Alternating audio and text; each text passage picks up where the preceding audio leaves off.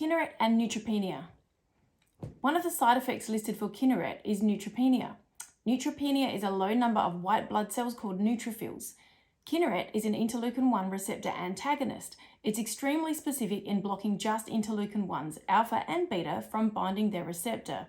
So how can this cause neutropenia? Neutrophils are involved in immunity as first responders to an alarm.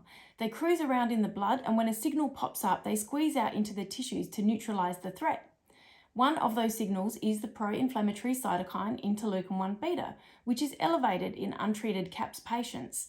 So when you have CAPS and you start taking Kineret, suddenly your interleukin-1 beta levels drop, and in response, so too does your neutrophil count, which is what you want, except for a few people it can go a bit too low, and this can put them at risk of infection. Here's what it says on the Kineret label about neutropenia in CAPS patients. In 43 CAPS patients followed for up to 5 years, neutropenia was reported in 2 patients.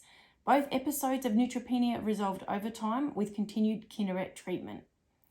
In a 2014 French paper, 2 cases of neutropenia were described in autoinflammatory disease patients where reintroduction of Kineret was successful.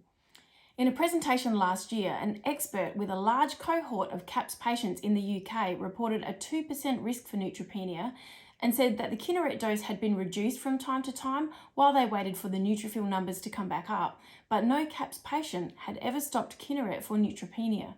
So it is important that doctors monitor neutrophils when a CAPS patient starts Kineret, but evidence is showing that neutropenia is not necessarily a deal breaker for CAPS patients when it comes to taking Kineret.